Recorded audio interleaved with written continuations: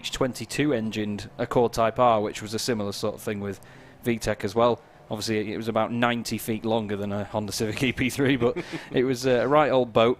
But these cars, though, you can see just from the sort of... There is a little bit of body roll when they're weaving, but they're very stiff, compact cars, aren't they? They're very tightly packaged, especially in the engine bay. I mean, have you ever seen one of these under the bonnet? It's like literally trying to get a 2-litre engine in your pocket. It's just crazy.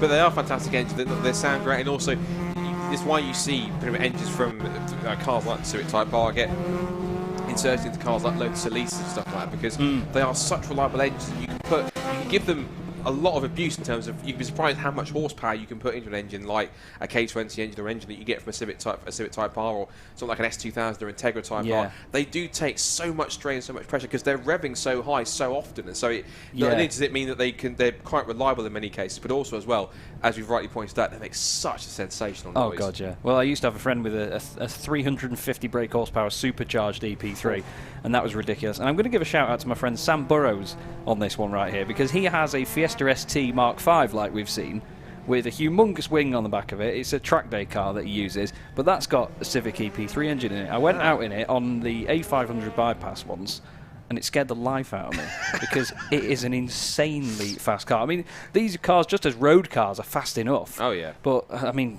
in Fiesta, you just don't expect it. I mean, we've seen the racing Fiestas today, and they are phenomenal, but just the mix of the EP3 noise and power, and then this very clean, I must say, red Fiesta just looks phenomenal and goes like stink as well. But, just coming back to my earlier point, David Buki and Jamie Tonks, row 2, cars 51 and car 4, need to keep an eye on those two, because if they get a really good start here and get ahead of McHugh and Darlington on that front row, there's a good chance that Buki could take this. But Tonks was very quick at Thruxton, as you'll remember, before he hit trouble. So this is going to be an incredibly interesting race. We've got the marshals just running out of the way there with the yellow flags, everyone lined up on the grid as they would like them. The final car takes to the grid now, and any moment now the lights will come on. The green flag waves at the back. The revs will indeed rise. Let's have a look then. Get them ready to go. There are the revs. They're away. And you can see the torque steer, everyone going to the right-hand side of the grid. But look at Buki trying to come through the middle, and it looks like he's already got it done before turn 1. What a start from David Buki. There's contact, though, between McHugh and Dalzell. There's another hit as well from Out Williams. And, starting from pole position, it's like a bad jinx for McHugh, and he is off the circuit already. Down towards Beckett's they go. And David Buki is leading it there. Apologies for the camera issues there. Just having a little bit of a moment, but David Buki, well, we said, didn't we, Scott, that he needs to make that breakaway. There you go. Absolutely, and he managed to get out of the trouble which unfortunately Paul McHugh found himself in. Dalzell is still in the mix, as is Out Williams. They've got a little bit of body damage on a bit of the bumpers. In fact, there's the piece of bumper, I think, hanging off the front of Out Williams' car that's been bent in somewhat. But it is David Buki who leads the way, and here comes Jamie Tonks, good for second place. As you mentioned, Paul Taylor make it 3 abreast with Alistair Camp and Martin Dalzell. Really fast starting Alistair Camp, and also as well Paul Taylor. As for Bruce Winford, I think he's about 7th or 8th, I think. He hasn't made up as many places as I think maybe many would have expected him to, but the top 3 are trying to break away already with David Buki in front. And of course he was in the contention for the win until he got caught up with Damien Harris at Thruxton, and unfortunately the pair ended up making contact at the club chicane, and that was affecting the race end over for both, unfortunately. But this time, hopefully, in no bad luck for David Buki this time. But it's Buki who leads it then, from Tonks in 2nd with Darlington 3rd, and there's Bruce Winfield who goes side by side with his sparring partner from race 1, Max Lewis, and edges him out onto the curbing on the exit of Cops. If he gets pinged for that, he'll say, "Honest governor, I got shoved out wide. It wasn't my fault." I'm innocent, Your Honour. But McHugh is still going, by the way. He's just screamed his way past our commentary box here at Woodcote. There is David Buki leading the way then, coming towards us. Darlington's still up there as well. He was in 3rd place, crossed the line last time. Taylor gained 3 places on lap 1. So too did Alistair Camp. Bruce Winfield and his sparring partner, like you say, Max Lewis, were together. Dalzell and Camp in there as well. Look at that down the inside of both of them from Dalzell. He's going to run a little bit wide, but he gets past Taylor as well. That was flawless stuff by Dalzell. He had a bit of a rough first lap with that contact, and then getting swarmed by Taylor into Brooklands on the first lap. But wow, that was a fantastic manoeuvre. That caught all of them off guard. Trying to get through this as well. Alistair Camp trying to make up places. Oh, that's Lewis having a bit of a moment there as well. And Camp has got past Darlington down the straight. Bruce Winfield is in there as well. He wants to try and make places, but he's thinking, flipping heck, these lot have got their elbows out a little bit more than I imagined after that first race. But what a fantastic start we've had down the inside of Darlington as well. Darlington going backwards a little bit there, but he's still within the pack. Bruce Winfield, there you go, fastest lap of the race, 106.622. What a time that is, Scott. He's really on it now, even in the middle of the pack. Yeah, he's really going for it. A little wide there for... That was the Damien Harris, by the looks of things. Sorry, the carts at the back of the... So Samuel Barrett was running a little wide towards the back of the field. It might actually be Harris, in fact, in many cases. So onto the back straight they go once again. Still with Buki in the lead. Tonks in second place. And then Dalzell with that fantastic form in third place. Dare I say, if he sets a good enough pace, imagine if he wins this race after that contact in turn one. It'd be pretty impressive. Here comes Alistair Camp, though. Making a dive, and they're going three abreast to get into Brooklands. They almost went either side of Dalzell's, a bit of a pincer movement to try and get him back through Brooklands, but didn't quite work that time as Taylor holds on. But Camp's now sitting on the outside line to try and get the switch back on the exit of Luffield if he can try and squeeze through. Can't quite make it stick. Running wide there is Bruce Winfield. He's on the back of Alistair Camp now. And there's the headlight flash of Paul Taylor. Come on, Martin, get on with it. We've got to try and catch these top two as they come out through Woodcote Corner. Alp Williams in the background, by the way, has just gone past Max Lewis as they're going across the line, so he's made that move stick. Dalzell's still in third, though, with this absolute train of Hondas behind him. Not like it'd be anything else. But Taylor then fourth position at the moment. He's now under pressure from Camp and Winfield, like you said. They're right together. Look at Alistair Camp there with the pink flashes on his car and the day glow yellow all over the back of Taylor. As I said before, you can see the differences in the rear wings that they're running. The Mugen rear wing on the back of Camp's car and the standard EP3 Type R rear wing on Taylor's car. It looks like Alistair Camp's got a really good run out of Beckett's now, and down towards Brooklands. He might already have had that done. Not quite, but look at Bruce Winfield around the outside, Scott. He's trying to get in on this as well. Yeah, he wants to go through the middle of both Taylor and Camp, but he can't quite manage it. As Alistair Camp does indeed squeeze through into fourth place. That puts Taylor down to fifth, and if he's not careful, it might be sixth, because the charging Bruce Winfield, who's the most successful driver so far this season, he's taken, I think it's 5 wins out of 4 as Ross Darlington runs wide. and that's going to allow possibly both George Ant Williams and Max Lewis through in. That Williams squeezes past. Yeah, I've just seen as well Bruce Winfield talking about squeezing past. He was very, very close to making contact with Taylor as he went through. Now we've got Camp on the back of Dalzell, and Bruce Winfield is going to be putting the pressure on from fifth place. He's done a good job, but look at the front two here. Buki did open up a real gap before, but last time round, Tonks was 0.2 of a second quicker, which wouldn't sound like too much, but visually he's really closed in. And look at this now, down the inside Camp into the back of Dalzell. It's not the first time he's made contact today, but that was definitely not track limits from Alistair Camp there. He was just all over the shop. Bruce Winfield's getting a run as well now. Get on the grass, he says. Try some of that. Eat your greens. He's just trying to squeeze his way through. And Bruce Winfield says, not on your life, mate. Down the inside of Camp as well. What a fantastic move. He breaks a little bit early because he knows Camp might have squeezed him in. Camp's going to run wide, and is Dalzell going to give him the room? He is indeed. Nice stuff, good avoidance. And Bruce Winfield somehow manages to come out on top out of all of that. He gets back on the power, pumps all the power through the front wheels, and somehow they're all still on circuit together. What a brilliant battle that was. I imagine Rob Baker was having heart palpitations watching that, watching three of his team cars go side by side, almost practically hitting each other. I think to be honest, in my thought of it, Camp's move looked a little ambitious, but that's what set it off. The eventual sequence that allowed Winfield to get through. So 3 area cars into one wouldn't have gone. I think that Rob Baker would have given them quite a stern talking to and quite a hefty bit off that if that happened. So yeah, would have been like to be a fly on the wall in that one. Yeah, but what's interesting now is Bruce Winfield with Alistair Camp in tow. Always there's another move there for upside of Martin Dalzell. That is George Ant Williams recovering. And Paul Taylor's also slipping back a little bit as well. And it's side by side between these two. It's 2 more area motorsport cars. I think it is, because it's Dalzell and Ant Williams side by side in the run towards Brooklands Corner. There's the leading 2. What's intriguing now is how much can both Winfield and Camp, who they can inadvertently work together, how much can they bridge that gap to the leaders, as Ant Williams does go up the inside of Dalzell and just cuts it fine through there. We should mention George Ant Williams hasn't even passed. I think have a look for a second here. He hasn't even passed his driving test yet. He's 17 years old. Oh, and he's up there battling in car number 5. That's the reason why he has the yellow cross of the Black X. He is a rookie in this championship, but he's driving like he's done it for years. He's driving it like he's stolen it. It's like that, honestly, absolutely on it. So fair play to Ant Williams. That's fantastic. That is. That's really impressive. And again, thank you to whoever provided the information. I'm sure Scott will enlighten me. I think that was Bryn. I think it was Bryn, in fact. So okay. Thanks to Bryn on that. Cheers, Bryn. At the moment, though, Dalzell is defending for his life, but someone else that needs to defend for his life at the moment is Buki. He's got the bright pink rear wing, the bright pink wing mirrors, but also Bruce Winfield, like you said, Scott, him and Camp are really closing in on these top pair now, and with 7 3/4 minutes to go, this could go anyway. It really could. Well, it's only half distance in the race. We had that much action, so I think the phrase is rubs hands with glee, because I think this is going to be pretty good. As Jamie Tonks does just die out the inside line. And it looked like it was a tentative look at the inside to think, right, I'm just going to try and distract you and put you wide. It might have worked, in fact, actually, because Buki does go wide.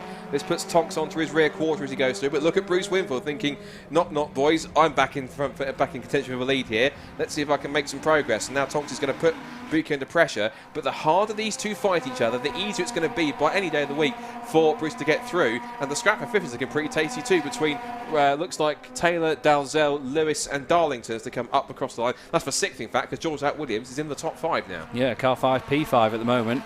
That's phenomenal stuff. I'm just more amazed that he's not even passed his driving test yet. We've got a massive drift as well. I think that was Taylor just on the exit. Buki's coming under pressure from...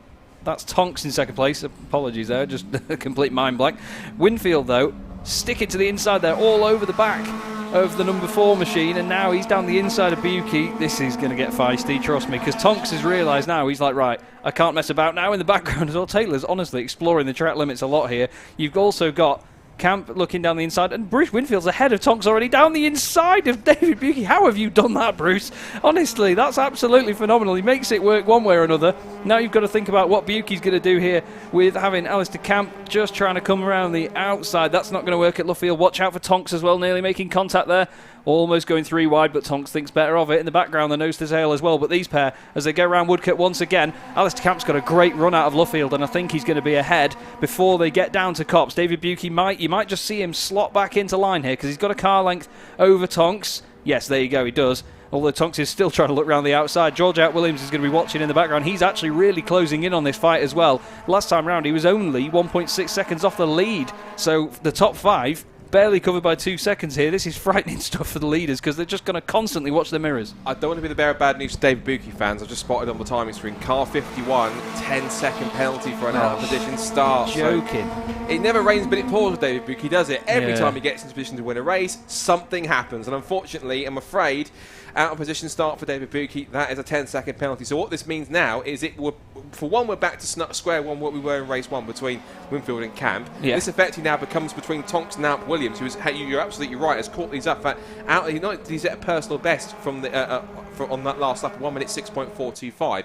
He was at least a full 3 or 4 tenths quicker than the cars in front of him, so he's making up that gap. So what this now becomes is, I'm afraid David Buki pretty much is only third on the road, because now the battle of the third becomes Jamie Tonks versus George Williams, whereas David Buki now becomes something of a catalyst. I hate to say it, but unfortunately the 10-second penalty means he does drop down the order with that. So also there's been a black and white flag that's gone out for Damien Harris for not respecting track limits. We have seen him go wide once or twice in this race, so there's possibly no surprise on that one. But gutting stuff for David Buki. He at one point looked so good for the win, but unfortunately it's just been, again, in a position to win a race that's just been snatched away from him. It's that black and orange car, honestly. It's a curse for everyone else, and just such a very incredible performing machine. But at the moment, you've got to say, though, Alistair Camp is one of the most underrated performances in this race for me, because he stuck with Bruce from the very get-go. He did it in race 1 as well. He just put the pressure on him. Bruce said in his post-race interview that, Ali was behind me, he says, but he was watching him, and he knew he was pushing hard all the way through it, because from the outside it looked like it was a very easy race, the first one for Bruce, and it looks like he's making this easy as well. But let me tell you,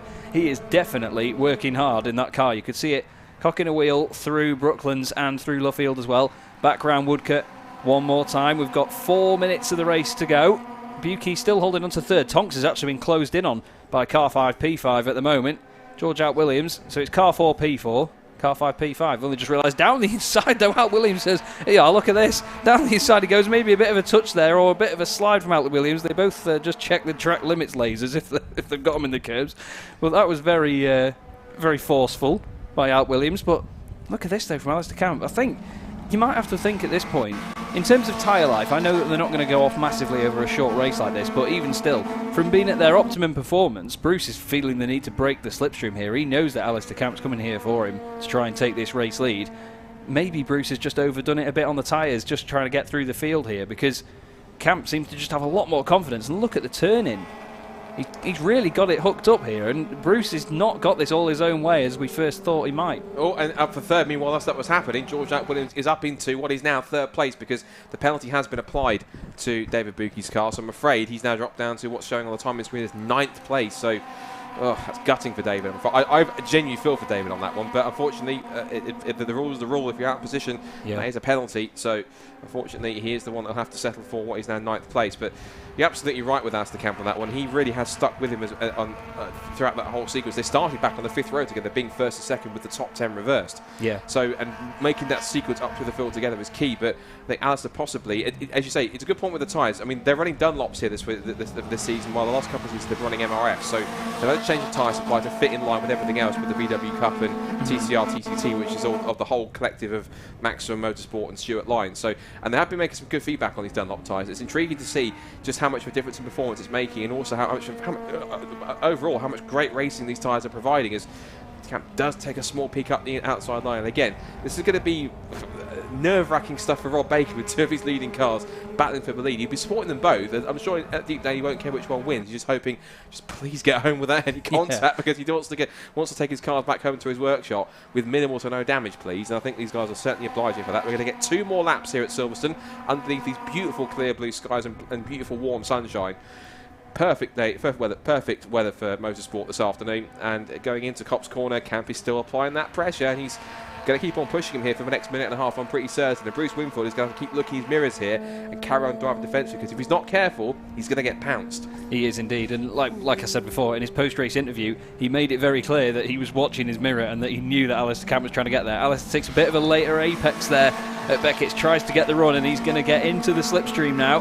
He's tucked right up behind the back of Bruce Winfield. Bruce is staying over to the left. He doesn't want Alistair to come down the inside and make the move. Alistair says, all right then, if you're going to play that, I'm going to go around the outside and then try and not get a compromised line, but there's a bit of an overlap. That makes it a little bit more difficult for him. Bruce gets rid of that mid-corner. Just holds on to it until Luffield gets the car settled, although he goes what looks like a bit deep, but we've seen this all day. People go a little bit deep into the first part of Luffield and then get a really good slingshot on the exit by taking a bit of a tighter line on the way out, and it looks like that's worked for Bruce, because look, it's opened up by about 2 car lengths now over the second place man. Also, just behind, you'll just see it in the right of your shot as they come through, or you might not. George Williams is right behind David Buki on the road now, so he might not know that that penalty's been given, but he's still going to crack on and try and make the move on track. And Alt Williams has been a real sensation in this one as well, to be honest. It's been a fantastic performance coming from the middle of the pack, trying to get, well, he's obviously on the road, not in the podium spot, but in terms of the timing he is, he pulls out onto the left-hand side, doesn't quite get it done as they break for Beckett's. He's going to try and get the switch back. Takes a bit of curb on the inside, but it's a nice run by the look of it. Gets slight overlap. They're going to be side by side as they go down the straight towards Brooklands. Just behind them as well, Jamie Tonks is thinking, I could potentially benefit from this. Alistair Camp's thinking, I could benefit from some slipstream now if the car wasn't right in front of me. Bruce Winfield then is going to have to go defensive. This is going to be the last couple of corners for these cars, though. Alistair Camp has now tried to get the switch back, and Alt Williams doesn't need to push too hard now because he's got the time advantage over Buki. He needs to be very careful, though. But round Woodcote for the final time, it is going to be another win. Bruce Winfield, what a fantastic performance. Great stuff from Alistair Camp. And on to the podium, even though he's not done it on the road. Alt Williams, he nearly does it on the road. It was very close between the pair of them. 4th place goes the way of Jamie Tonks. Car 4, P4, like I said before. Dalzell will take 5th. Taylor 6th with Lewis in 7th. Buki is classified 8th with Darlington only 8 tenths behind after that penalty. And then Harris will cross the line in just a moment in 10th position. But, wow, another amazing race. A real shame for the pole sitter McHugh, though, with that first contact on the first lap. That was It was such a shame to see it end that way. But, you know, these drivers, they push hard so often. They really just give it everything. And that's the most exciting part about it. There's the sprint race formats are just so enjoyable to watch because it's short, quick-fire stuff. And the drivers don't have a sort of, right, it's a long race, let's just chill out a bit. There's none of that. They just have to go for it, and there is your result. Absolutely, I can't disagree with that. And that's it's a great advert for the championship, and hopefully we get more drivers joining in as the season goes on, going into next year. So Bruce Winfield makes it 5 wins out of 6 races. He really is on course to hit the 2020 title, isn't he, with that form? But Alistair Camp, as we said, like in race 1, raced his way back up to the front with him, and he joined him towards the front in 2nd place. George App Williams, the young 17-year-old, hasn't even got his driving license on the road yet he picks up a 3rd place in his first season of champion racing. Fantastic stuff. Credit also to Jamie Tonks. It's his first full season of racing. He's doing superbly. He's only ever done track days before this season. He's doing it superbly well. Martin Dalzell, welcome back to the championship with that 5th position, having some great battles early on. Paul Taylor picks up 6th. Max Lewis is 7th. Gutting for David Buki. He would have finished 3rd on the road, but sadly, the 10-second penalty for the out of position start means he gets classified 8th with that penalty. Then it's Ross Darlington and Damien Harrison. The last finisher we had was Paul McHugh, who sadly went from pole position to the back of the field after contact at the first corner. So that's it for the Civic Cup for the moment. I believe their next round is going to be at Donington Park next month on October 17th and 18th, all things considered. And hopefully we'll be able to find out what the top 3 from that race found out very shortly when we hand over to Bryn. We've got more action coming up shortly with our 2nd race for the BRSEC Fiesta Junior Championship race with MRF title. Raising the eyebrows and excitement there from Chaz, I mentioned that. And we've got plenty more races coming up for the MX5 Championship, more STXRs and Fiestas, then Super Cup again, then the 2nd Touring Car Trophy and TCR UK and VW Fun Cup race. Then it's BRSC Club Sport Trophy and City Car Cup. So we're watching 1 or 2 of the juniors heading out of the assembly areas to the grid, just wiggling from side to side. It was Loke, wasn't it? He's literally on 2 wheels around Brooklands. He's driving that thing so hard on the outlap. But we need to just pass down now to Bryn, who's in the pit lane with the top 3 from the Civic Cup. Yeah, thanks very much there, gents. I'm just here with David Buki now. He doesn't seem to know about his penalty there, so he was a bit shocked, came into 3rd place, has just found this out. So he was racing very hard on track. I know that we were chatting about it, or the commentators were chatting about it, as to whether or not George behind knew that David had that penalty. He didn't know. That's the confirmation. He didn't know, so he's only just discovered it, thinking he was in 3rd, not got 3rd there for him. But we've got our race winner, Bruce Winfield, of course, 5 out of 6 races. And over to my right, to my left, to your right there, is George, who came in incredibly 3rd, George Alp Williams. Now, the juniors are about to start, so I'm not sure we're going to get any time to speak to any of these drivers, which is a real shame, because Bruce is over there at the minute. I actually want to speak to George. He's the main one, but Fiestas are out on track. So what we might do, I have to try and work this out, what we might do is manage to get a chat with George after this race, unless I can grab him in the next few seconds. Fiestas are out on track. We've got a few moments, really. We'll see if we can get a quick word. But let's just see the celebration there. This is a 17-year-old with no driving licence, provisional only, really, and he's just come 3rd with the likes of Bruce Winfield, Alistair Camp as well. What a phenomenal performance there from George Alp Williams. Just watch the scenes as he takes the plaudits from his fellow competitors.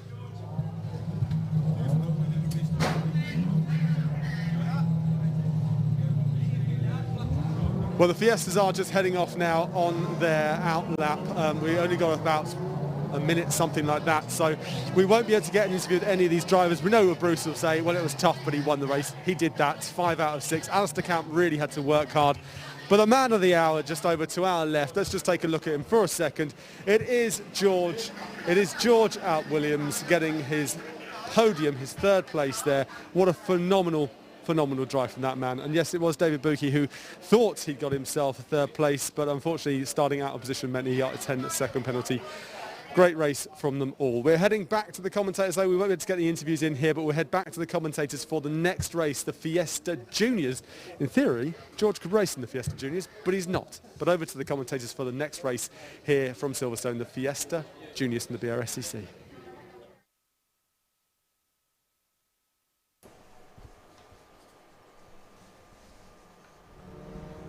Yes, indeed. Thanks, Bryn. And